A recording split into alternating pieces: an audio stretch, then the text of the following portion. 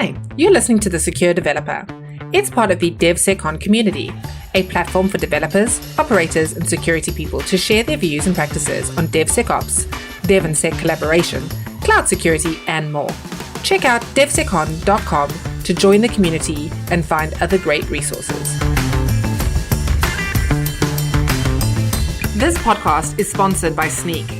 Snyk's developer security platform helps developers build secure applications without slowing down, fixing vulnerabilities in code, open source, containers, and infrastructure as code. To learn more, visit snyk.io/TSD. That's SNYK.io/TSD. And so I wanted to do something big, which I guess comes back to that unicorn question, which is I knew that if it is successful, Snyk would be very impactful. So it was a go big or go home type bet. I don't think I thought about this in terms of unicorn or not unicorn. I just thought that if we successfully get developers to embrace security, it would be industry-wide implication, and good things will happen commercially around it. And while Snyk's journey as a company still has many more chapters to come, I think the industry, I'd like to sort of say that we've checked the box of breaking through and demonstrating that if you build the right tools, developers will embrace security. Hello and welcome to another episode of The Secure Developer. And I am not Guy Podjarny. My name is Simon Maple. I'm the field CTO at Snyk and one of the co-hosts here on The Secure Developer. And the reason I'm opening this is because this is another special episode, which is an Ask Me Anything or an Ask Guypo Anything. And this is one of the episodes where the power really jumps into the listeners' hands. Over the last couple of weeks, we've been asking all of our listeners to really think up some questions that we can pose directly to Guy. And rather than Guy ask our guests a number of questions, this time it is you, the listeners, asking Guy some of the questions. So joining me here today, Guy Podjarny. Guy, welcome to your podcast. It's going to be fun. Thanks for for driving this, Simon. No problem at all. So why don't we start, Guy, with why don't we learn a little bit more about Guypo? So, Guypo, what would you say? Let's say you finish a day's work. We'll say you finish a day's work at 5:30 p.m. for argument's sake, which never ever happens. But what would a perfect evening look like for Guypo, where obviously chilled out, relaxed, enjoying life on the evening? What would you do? Yeah, I think there's like various forms to it, but probably like the two best paths are either kind of in the house or outside. So like outside, it's to go see some theater show or some like I'm a foodie. I like kind of good restaurants, not just the food, but the whole kind of experience on it. So some sort of multi-course meal, probably just my wife and I, or with a couple of friends, sort of small forum. So, I mean, those are really nice evenings. At home, yeah, I guess kind of like a lot of other people, it's nice to spend a bit of time with the kids. My kids are both kind of starting in sort of 11 and 13, having a bit of time with them. Typically they only have so much tolerance for my presence. So we have some conversations, a bit of how the day has been, but a bit of quality time, and then kind of a glass of wine. My typical is like have the dinner, and once the kids are in bed, sit with my wife, have a glass of wine and chat, like occasionally we'll get sucked into TV, but actually more conversationalists most of the time. Absolutely. That sounds lovely. And I bet you've obviously traveled a lot and lived in various places. Which would be the city that you would love to have that evening where you're out to see a show and enjoying some nice food? Would that be London or somewhere else? Ooh, it's a good question. I love a lot of places, but Tel Aviv and London are amazing to sort of go out and have that sort of meal and have the glass of wine out there. But there's a lot of others. Like Tokyo is probably the most fascinating city I've been to. But London, New York, and Tel Aviv are kind of my trio for at any time you can go, and no matter how much you've done it, you'd be able to find new interesting places you haven't been to. Yeah, amazing. And Guypo, before we jump into some of the questions that others have asked, let's ask another one to understand what you love to read or how you love to learn. I know you're a big reader. What would you say is one of the most interesting recent books or genres of books that you're into at the moment? I try to alternate between like a fiction kind of analysis book, or, I don't want to call it a business book. Oftentimes kind of history and such are very interesting. I just finished a trilogy called The Fifth Season, that is sci-fi. And I like it when someone changes the rules of a world, but then actually adapts everything around it. If you've introduced some fantasy like science fiction, like, new technology or new superpower, then how does society actually arrange around that? So I like that. And then geopolitics are getting complicated, especially kind of, with a lot of changes happening in the world. So I recently read Ray Dalio's the principles for dealing with the changing world order, or the rise and fall of nations. Talks about the rise of the Chinese empire and kind of his world, and maybe the decline of the US. Super fascinating. And Professor Noah Harari, he wrote Sapiens before many people know it, but he also wrote this book called 21 Lessons for the 21st Century. It talks about kind of slices and dices immigration and nationalism and biotech and infotech and how they play. So those are fascinating, I think. For me, it's all like it's kind of understanding the world. And I think this is a time of change, maybe more extreme and more immediate than maybe I think others might perceive it to be. And so understanding that, forming an opinion, figuring out where is it that you should adapt yourself. And, for me, I'm donating, sort of, chipping in, where is it that I lean in? And occasionally the escapism, intelligent one to fictional worlds, and sort of seeing how it plays out there. Yeah, amazing. Wonderful. So we know a little bit more about Guypo. Why don't we jump into some of the questions that have been asked by the community? So first of all, we're going to jump into this. We've categorized these a little bit. We'll start with the secure questions that have been asked about the secure developer, this podcast. How long has the podcast been going for, actually, Guy?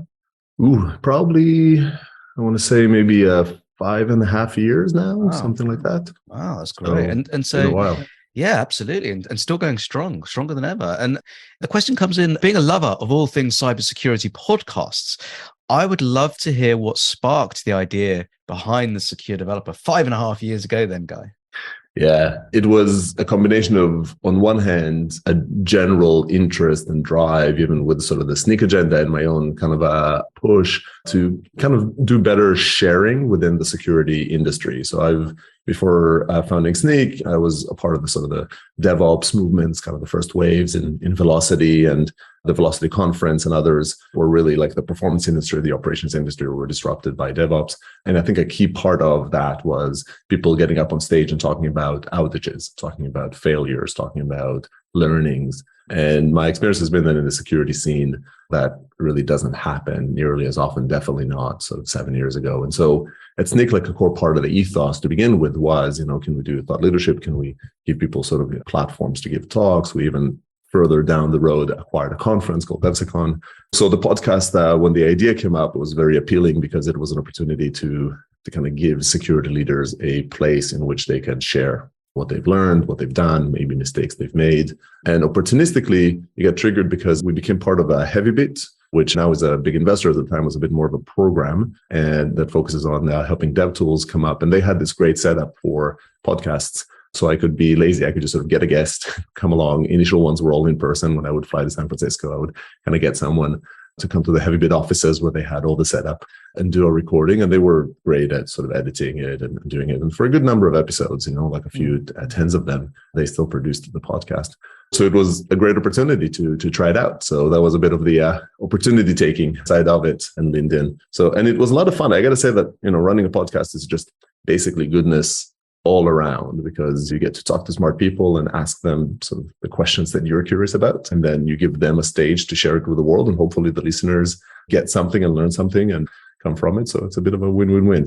Very happy that it happened there. And I think it was kind of seizing the moment there with Heavybit. Yeah, absolutely. And almost 6 years ago, I guess, for a developer security podcast, I'm sure the mindset, the market, etc., has changed a lot. And I'm sure a lot of the discussions that you had 6 years ago, obviously very different to today, when cultures within organizations have changed so much. And actually, there's a second question which leads on really nicely from that, which talks about, after all these years of episodes, what topics is being discussed now that you least foresaw in the beginning? And I love the next piece of text which follows, which is, what would episode 1 Guypo be most surprised to learn that episode 119 Guypo is talking about with guests? This is a really fun question, to sort of think about. First of all, it was an excuse to sort of skim back and look at the topics on it.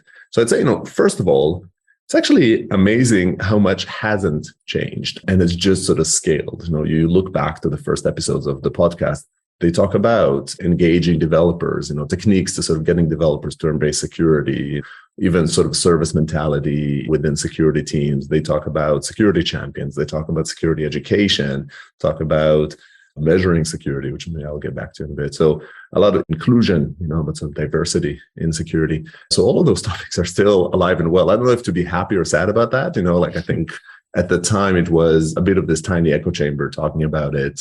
And I think now those conversations are happening more in like industry level, instead of talking to some 100-person cloud native organization that gets the sort of the forward thinking approach. Now we're talking to the massive governmental or large enterprises that are adopting this.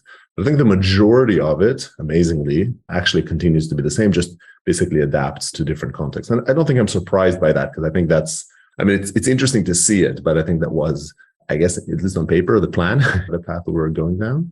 The areas that are different, probably one that's kind of throughout has been the complexity of measuring security. And I think maybe it was naive. I sort of would have thought that we just haven't figured it out yet. But there are some people that have a clear answer, and it's just sort of not well known. I think here in sort of episode 120 or so, it basically feels like it's just not. We just don't yet have an answer to it. It's just, it's a very kind of finicky beast and interesting one. So that surprised me that I would still be talking about measuring security. I would have thought that would be more addressed by then. I guess another midway part is the whole notion of cloud security coming to developers. And when I started this podcast and when I started Snyk, didn't really anticipate the sort of later learning that with the world of the cloud, a lot of these IT layers have become software, and they need a software security solution, and they need to shift left. They need to move to developers. And I don't know, today it feels we're not in the early innings of this. I think people are now increasingly understanding this. It's not as established, a perspective in cloud security as it is in maybe the core application security. But I think that was a learning that really very much sort of happened through the podcast and talking to smart people about how they divide container security and infrastructure as code security and the likes. That was a surprise throughout. And I think today, so probably the least expected topic that I have is regulation of security, which I find really interesting. And today makes a lot of sense to me, but I absolutely did not see it coming. I think when I started the podcast, my view on compliances and sort of all of those, the regulations that you need to be compliant with and the government getting into security and all of that was much more negative, was much more like, it's a deep, technical, complex topic. There's no way that it can really be properly addressed. Fine, it's good for business, but it's not really useful. And I think today there are, like in recent episodes, not even that recent, but a team from India and Jeff from LinkedIn and actually like a variety of others. Just had a conversation about this with Adrian Ludwig and Atlassian, talking about not only the anticipation, but also the importance of having the markets or the government introduce some regulations and really forcing businesses to deal with security. I think that's really interesting. And it maybe goes to show how critical it is to address this. And it's, I guess when I analyze this, an evolution of the digitization of everything, literally everything that's sort of all in and around us. And maybe the growing participation of nation states and sophistication of attackers. But I think from under the context of the secure developer, I didn't think we'll get into regulations, but topics, supply chain security and the executive order, now calling for developer security, those worlds have definitely now blended a fair bit. Yeah, it'd be interesting to also, I guess as a follow-up to that, understand what Guypo of episode 219 will be talking about. I mean, I wonder if the regulation of security will continue across the EU, et cetera, and talking about mandating SBOMs and other restrictions there, but also I wonder if we'll still be talking about measuring security or whether that will be solved. Anything you predict or foresee as new topics going forward? So it's hard to foresee what happens. I don't think we will have solved supply chain security. I don't think we will have solved measuring security. Hopefully we've made a dent in it and we advanced, but I suspect those topics would still be alive and well in the conversations. I mean, I think one that would grow a lot is data security, including privacy. There is, in general, in the world of tech, more appreciation that data is the heart, oftentimes more than software or networks or anything like that. I think there's more and more functionality in the world that is moving to be, queries really in practice, or some form of like transformation or manipulation of data. And with those comes security concerns. And so I think the notion of how to secure the work of the data analyst or the data engineer, how to secure machine learning models, how to secure basically our storage and handling and processing of data and sharing of data, I think that would become more central in CISO's views. So I definitely anticipate more of that. And it's interesting to think about transparency. Maybe this is like episode 390 versus whatever it is, like if it's further out.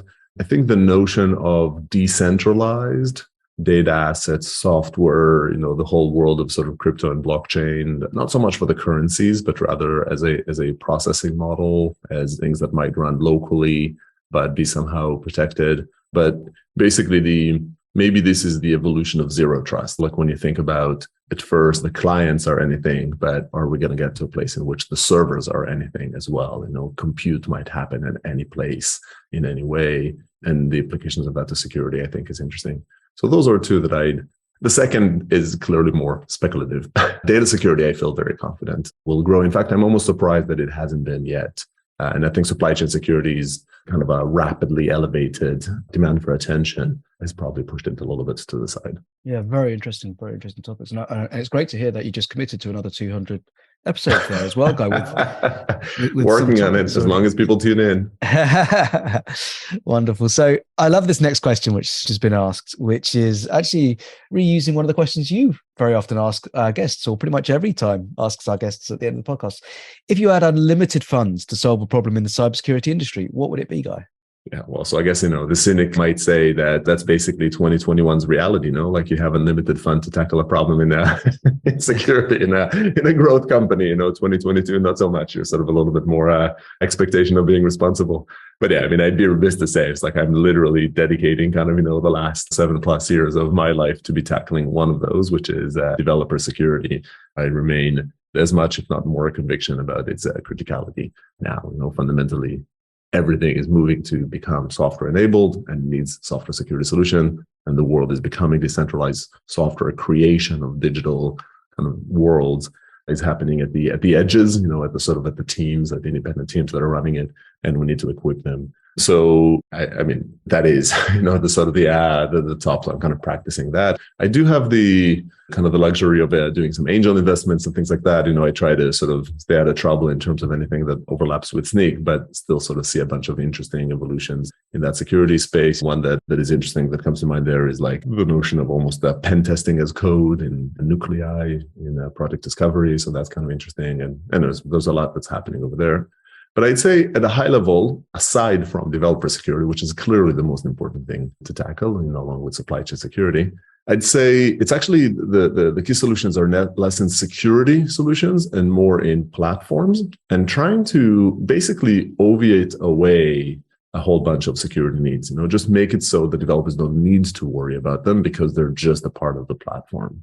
I don't think there's sort of a single thing you do to make security go away, but there's a whole range of things, things like intent-based authorization, in which, every piece of software says what it wants to do and then is constrained by the platform to only be allowed to do that, or focused perimeters. This was in the last conversation I had with Adrian Ludwig on, what if a component had a perimeter, right? Or if we were really, really good at the microservice perimeter so that the blast radius was smaller. So you need to care about the problem, but really the damage would be smaller. Or like hiding data, back to data, hiding data from the platform. So an attacker that did get into the system couldn't do anything with it, couldn't really access the data. Maybe they could manipulate future tampering.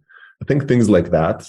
What I would say is when you talk about making a problem go away, I'm not a believer in, hey, we will have a system that automatically reverse engineers and understands how your system behaves, and therefore it enforces some set of behaviors. Those are handy and can be useful, so I'm not opposed to using them, but I don't think that's under the what would I tackle. I think it'll be things that are more fundamental, more akin to what React did with cross-site scripting, to just make the problem go away. And it's interesting that you mentioned that you've spent the last 7 years at Snyk solving a lot of the similar problems like the developer security. Let's move on to Snyk. obviously as one of the co-founders of Snyk. One of the questions that's come in is, what was the aha moment when you identified a gap in the market between existing AppSec tools and the fact that they didn't empower developers in the typical shift left mode that we've seen in many neighboring spaces? Yeah, solutions on it. Yeah, and I think I talk about this a fair bit as I sort of explain Snyk. I think fundamentally, we were building auditor tools and we're trying to shove them down developers' throats and trying to get developers to sort of embrace security tools, security practices at a time in which developers are busier than ever. And so the kind of the light bulb moment, the aha moment, was that if we want to get developers to embrace security, you need to build a developer tooling company, not a security company. And I guess that difference was something I've become aware of because I left security. So I was in security from 2002, well, actually from 97, but in the industry from 2002 to 2010. And then I went to performance, to web performance, to making websites faster in the DevOps world, and sort of spent the next sort of 6 or so years in that world. And so it gave me a lens to realize, well, it's actually not the same, and I think when you're sort of in security all the time, that's probably true for other industries, you can't really see what else it could be. So, my catchphrase at the time is you have to leave security to fix security, and you have to kind of be in a different place to be able to see it, right? To see the delta, to see the alternatives. And so the combination of those was to say, well, what if we just did what is obvious in DevOps world to security world? And and we went from there. So that was the conviction. It doesn't, by the way, mean that it was obvious it would work, but that was the lens or the realization, I guess in sort of I'm a fan of Hamilton's 7 powers. It's a strategy framework. That term is the counter positioning, the sort of the approach that is counter to what the industry is doing. And it didn't mean that it was going to work, but when was there a key moment when you realized actually this is really starting to pick up, or people are really connecting with what we're offering? Perhaps it was a blog post, or maybe it was something that lifted the profile of the company. What was there a moment like that? Yeah, I think Snyk's journey, it's funny, when you're successful, then everybody sort of thinks it was just this smooth, like you just sort of sailed. Of course, it was always correct. And we didn't pivot out of the core, but not for lack of temptation. So I'd say this is, it can take an hour and more to just sort of talk about all sorts of learnings and failures and attempts in the process. But probably maybe if I draw like 3 key points in time, one was we shipped the product at Velocity Amsterdam in a keynote, a free tool beta, very like a crappy little tool that it could apply patches, except there were no patches in the database. It was a very initial, we didn't ask anybody to pay for it. It was an open tool. Very, very, very shortly after sort of founding the company, it was Asaf, my co-founder, and I, we presented it. And I think that was a good start, and we got people to use it. And then over the course of the next 9 months, we got the first key insight, 9, maybe even more, 10 months. We had the first key insight, which is we saw people using the product, but not continuing to use it. So they would download the tool, which was just the command line interface at the time. They would use it. They would find issues. They would even like tweet positively about it, and they would talk positively about it, but they wouldn't put it in the build. They just never really bothered sort of taking that step. So I think we started cluing into that about 6 months after the launch, or maybe less. And we started learning about it. And, and about 10 months later, we launched maybe a bit less, we launched the GitHub integration. And I think that was probably like one of the most important product decisions that we've made, was the realization that we can approximate dependency trees by sort of looking at them in GitHub. And by virtue of that, we can allow some next experience when people go onto the website. And specifically, Snyk was always free for open source, but when it's on the command line, it doesn't manifest as much. But in GitHub, we could make it free for open source, and we can be very visible. And that got us into the open source ecosystem. More and more open source maintainers starting using Snyk, which I'm happy with because they were securing their projects, but also they gave us visibility. We were opening fixed pull requests on open source projects. People saw that. And so I think the developer virality, that was probably like a key point. It wasn't that overnight as we launched it, we got there, but I remember getting like free code camp to use it, and a variety of others, and get some attention. And then for the subsequent year or so, we got a lot of developers using it, and we got practically nobody buying it. It was really disheartening, from is this business going to survive, or a whole bunch of whole wave of interest coming from investors that failed to materialize by everybody, like the top tier investors, everybody sort of saying, yeah, come back, talk to us when it's actually successful. And during that time, I think we learned the delta between developers and security. What is it that you need? And I have this whole kind of rant here that will take us the whole time here about how developers need depth and security needs breadth. And we need to effectively kind of provide both to be a developer adopted, but security purchased and security adopted product out there. And so that didn't require one thing. It required a series of kind of innovations, if you will. It required, figuring out the broker, which was a thing you ran locally that would connect your on-prem GitHub Enterprise, which amazingly we didn't support at the time, with our service so you can use it. It required adding more languages. It required a variety. And it took about a year until there was like a seminal deal at the time, but tipped. About 2 years into the company, we were at about 100,000 ARR, which startups is not good. Making $100,000 a year after having burned several millions. But then, we nearly 7x'd that in the subsequent 4 months. And then we 7x'd that again in the year that followed. And so that was kind of a commercial turning point. And one of the big things there that kind of I know has been shared from Snyk across many different webinars and things like that is the PLG motion and the dev first motion that has really underpinned and driven the company. And a question has come in asking what are the most important things that you or Snyk set in motion early to drive your initial PLG engine, e.g. community, shipping a stellar product, DevRel. I know you hired a very good DevRel person early on, I think, from what I remember. They're particularly keen to hear this from a dev tooling perspective in a space where you're doing something relatively new for developers. Yeah. I mean, look, the key to unlock successful product-led growth is to hire Simon Maple as your sort of developer advocate.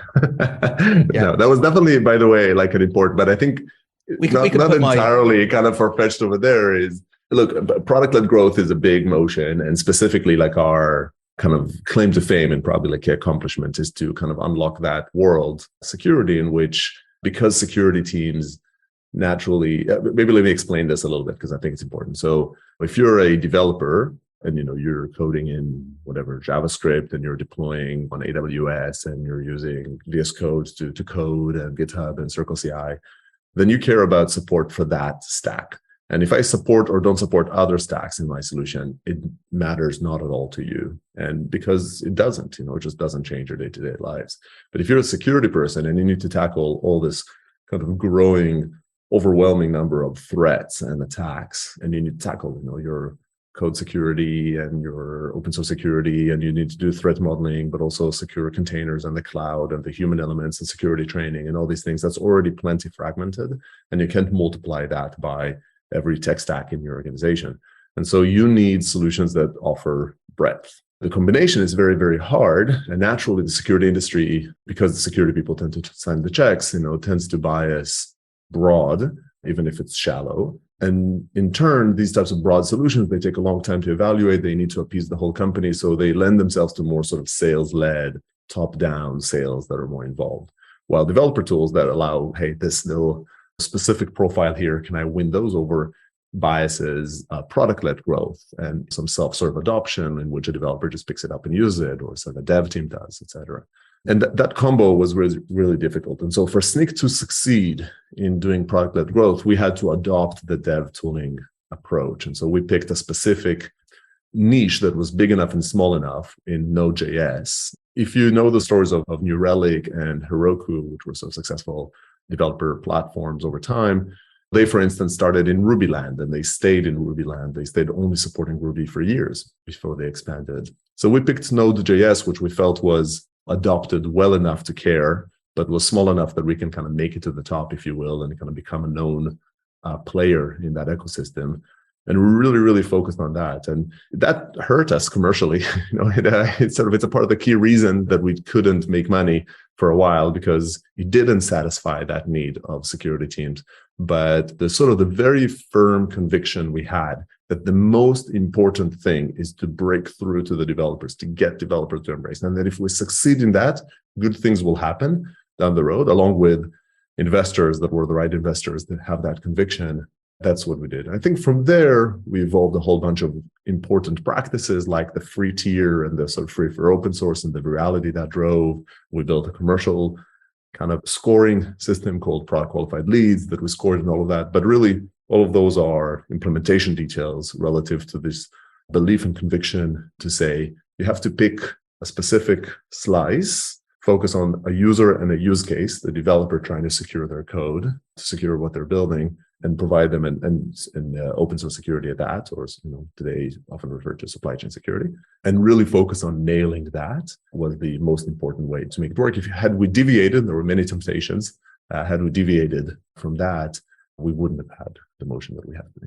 Yeah, very interesting, and I think hard for existing security focused tools that have been around for many, many years to then pivot into that, because this really is a mindset thing from day one and has to be a complete focus and a complete from top down. And throughout the company, I mean, the number of conversations we had about the color scheme of the website so that it's warm and builder, not breaker. Same for the logo. We didn't go to events that were sort of security events, we went to developer events. But also, like just practically speaking, when you look around, you can barely name really a company, if any at all, that was really enterprise-led and has become developer-friendly and developer adopted. It just doesn't really happen. A lot of examples, basically all the successful dev tooling companies evolved the other way around. But at the time, we nearly went bust because it was sort of, we need investors with the right conviction to kind of withstand the journey.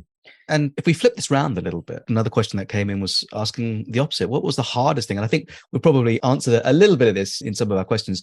But what was the hardest thing in the early days of building Snyk? And I'm sure the sight of a possible unicorn would be something that was not remotely envisioned, or was it? And I guess, another question there would be, maybe was it a distraction as the Snyk grew as well? So everything in startups is hard. We were starting with a blank slate and this big vision and conviction that you can create something that's really, really big. And that requires like a little bit of insanity, like a little bit of delusion of grandeur, if I may say so, like that you think that is doable, that it can be done when you really literally have nothing at the outset. It's a blank slate. So everything is hard. Hiring people is hard. In my first startup, so for context, I had a first startup that I sold to Akamai. I was CTO there for a bunch of years before founding Snyk. And in that first startup, I think I spoke to like everybody that I knew, and nobody would come work for me.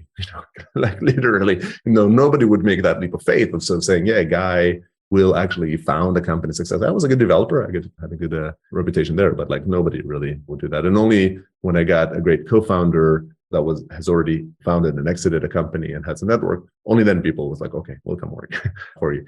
So the second time around at Snyk, I had that sort of credentials. I was already CTO, I already founded it, and it was still very, very hard to hire. First accomplishment was getting Danny and Asaf, my co-founders, to drop the startup they were thinking of doing and come join me. And then bit by bit, there's a whole bunch of people in the company, Anna Debenham, Gareth Rushgrove, who I've chased for years until I wouldn't take my emails. I think she'd be okay with me sort of sharing the story here. She still doesn't, from what I understand. She still doesn't take my email. Well, that's a different story now. But I'm just joking. She wouldn't take my emails. I take it through someone else for her to sort of even be introduced. Then she came to tell me no in person, just because, basically out of courtesy. Then she took a contracting job and eventually joined it, and it was very impactful kind of in the forming of Snyk and throughout. Gareth Rushgrove, who now runs our most of our products and most of our application security products, at the beginning, was friendly, would meet for coffee and say no. Even at some point before he joined Docker, considered Snyk and then said, no, I'll go to Docker. So you have to have perseverance. So hiring is very, very hard. I've already mentioned getting to revenue was very, very hard. Alongside all of those is maintaining the conviction and not pivoting, because security is a world in which there's a fair bit of money. I don't want to say that it's easy to create a successful security company, not at all. But if you have the traction and you know people and you're sort of in the traction, it's a much less risky path in terms of getting to your first dollars. And I guess I had that chip on my shoulder. I had already founded and sold a company. I already had that check, a kind of personal repertoire. And so I wanted to do something big, which I guess comes back to that unicorn question, which is I knew that if it is successful, Snyk would be very impactful. So it was a go big or go home type bet. I don't think I thought about this in terms of unicorn or not unicorn. I just thought that if we successfully get developers to embrace security, it would be industry-wide implications, and good things will happen commercially around it. And while Snyk's journey as a company still has many, many, many more chapters to come, I think the industry, I'd like to sort of say that we've checked the box of breaking through and demonstrating that if you build the right tools, developers will embrace security. And so I'm pretty chuffed about that. And here's a question come in as well. And you'll like the start of this question, I feel, Guy. Aside from using Snyk's tools, what's the easiest thing a developer can do right now to improve the security posture of their development practice? The top answer that comes to mind for me is care. So I care about security. I think, though, in practice, one of security's biggest challenges is that it is invisible, that you don't know that you're not doing it. And it's so easy to not notice. And so easiest thing is to just introduce a security question into every templated or structured process that you have. You're doing sprint planning, add a question to say, what are we doing about security in this sprint? So you are doing code review, add a standard question that says, what are the security implications happening over there, right? If you're doing, like, every time you have something that you're doing in some form of like repeatable fashion, add the 1 or 2 security questions about it. And that would really make a world of difference in terms of just like remembering and thinking about the security implications.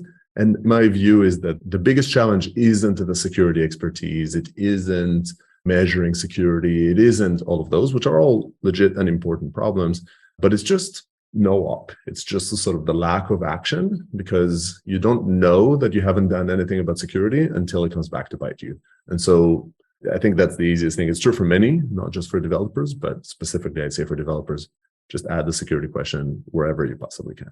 Yeah, I agree. And I think, like we've said many, many times in the past, both on the podcast and in Snyk as well, making sure you add that question in the places where developers are being asked similar questions. You mentioned code reviews. Exactly. When they make a decision that might have a security implication. And so, and anytime a decision is being made, there's a potential security mistake that's being made. And so just at least ask the questions, did you think about security? Yeah.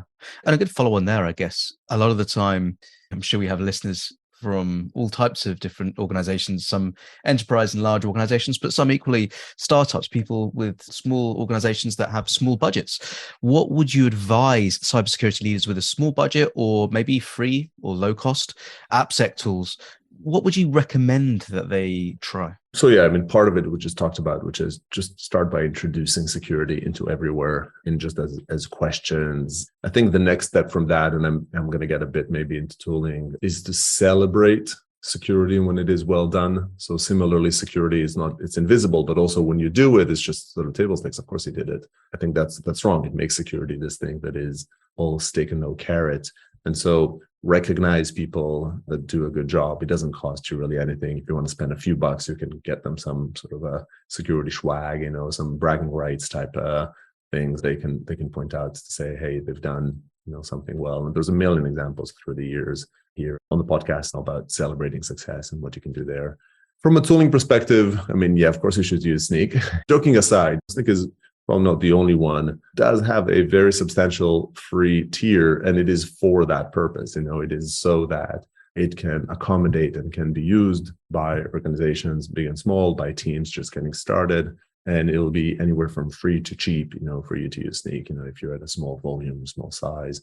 I've also mentioned Nuclei. There's a bunch of open source projects, the OWASP world and others. I don't really want to get into use tool X or tool Y because I'll get in trouble here. And, I think there are a lot of good tools and a lot of not so good tools out there. The one thing I would worry a little bit about the open source alternatives, or just sort of the free ones, is just be mindful. There's sort of two types of mistakes you can make. One is you can use a tool or a feature that gives you a checkbox, but doesn't actually make you more secure. So at least spend the time in understanding what is the additional security exposure you would get from using that. And then the second is that I think I see this all the time. It's a shame, which is people, they save dollars on a tool only to sort of spend 5 times as much on cycles of individuals on the team. And so I would really sort of lean into putting weight on ease of use and reduced expenses. At the end of the day, in the world of software, in most of our world, the most expensive resource is people and people time, especially in development and security, both very expensive positions. And so just be mindful. I think if you slightly overspent on a tool, if you bought a couple of tools and they're sort of different, if very likely that saves you money.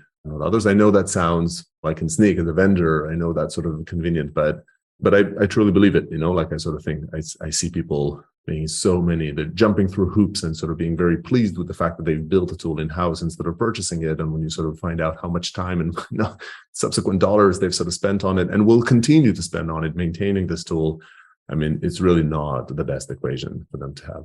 And so of course, I think that's it. Maybe it goes without saying that I would sort of say, if you're on a small budget, like focus on locking your doors and windows, like, security hygiene, misconfigurations, known vulnerabilities, just sort of getting people not to click phishing links, like the basics versus the nation state attackers and lateral movement and things like that, which are important, but they're definitely a level next. Yeah, and of course that advice around free tools versus low-cost tools, that goes well beyond security. And I know everything from IDEs, even in terms of how much time it generally saves individuals, but also the frustration. Mm-hmm.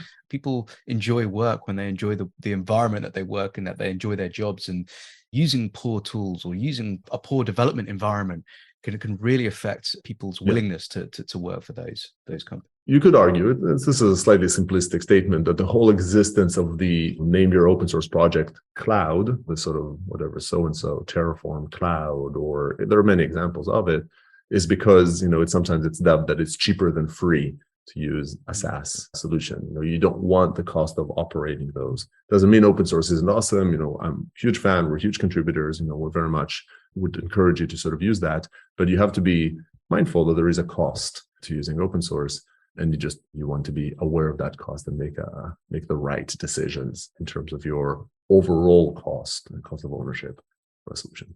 So, Guy, we're going to finish with a very interesting question, actually. The question is, what separates a truly great entrepreneur from a good one? And I guess we should probably ask you, Guy, which of these are you? And what do you feel like you need to do to become a great entrepreneur? Yeah, I mean, if I meet one, I'll tell you. But I've actually met quite a few. So there are smart people. So I can opine on this without being a part of the cohort. What is challenging, though, is that there isn't, like, people love their silver bullets. It'll be great to sort of say, it's just one thing that separates you. I'd mention sort of maybe three things, which is the fewest I can, because there's probably, a dozen others. But I think it starts from the ability to picture the market not as it is, but as it could be.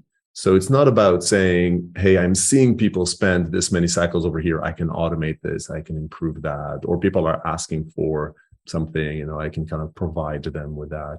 But rather imagining, understanding the market as it stands, understanding a problem, understanding the kind of first principles about it, and being able to imagine an alternate reality, imagine a different place in which that is, which is a thought exercise. Like, there's some element of talent here, but I think that's also a skill. It's just trying to think about this. You can look historically at disruptions.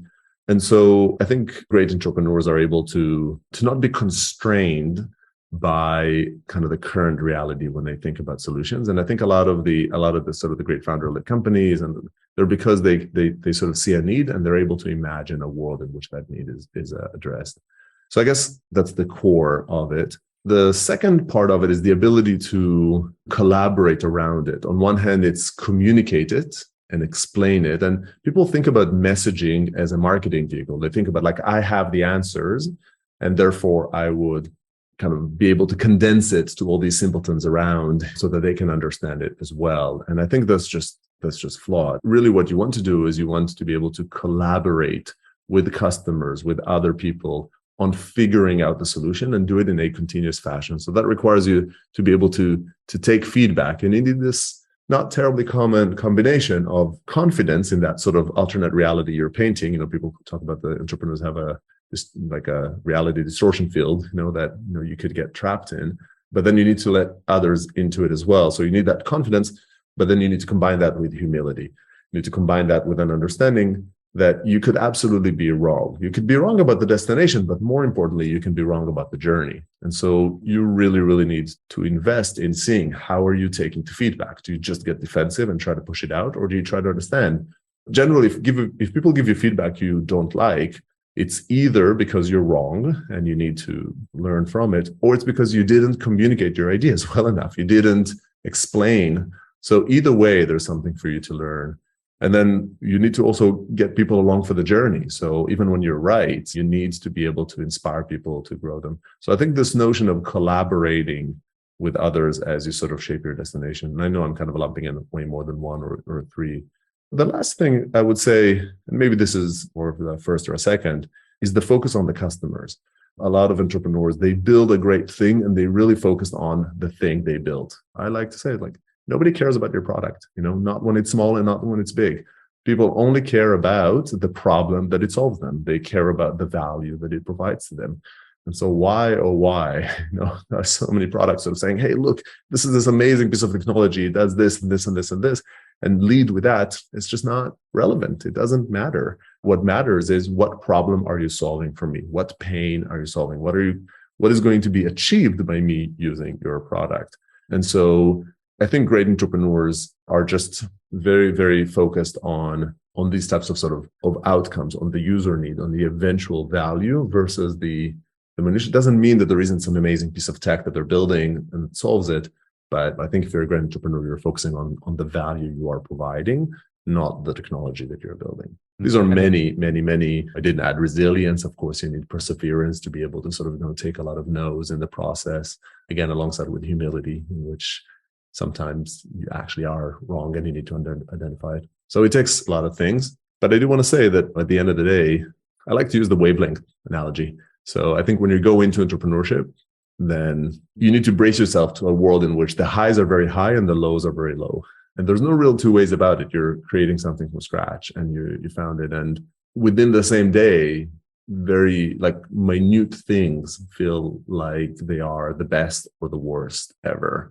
From a failed build or sort of a declined email to a successful sort of whatever new colored button or a meeting was accepted, they feel much more significant. And it's like a world that hasn't stabilized, like there hasn't been any normalization. Now, as time goes on, the company becomes less existential, the wavelength diminishes a little bit. Sort of the lows are a little bit less low, the highs are a little bit less high because you didn't feel like you're sort of in existential threat and managed to overcome it. You kind of had a bit of stability, but you have to embrace it.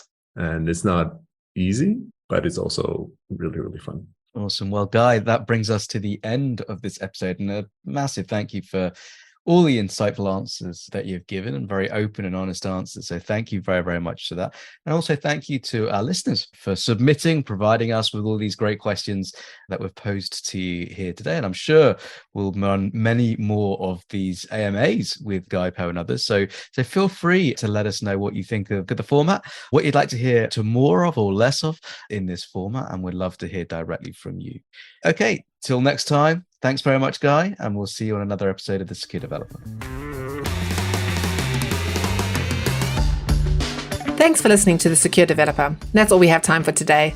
To find additional episodes and full transcriptions, visit thesecuredeveloper.com.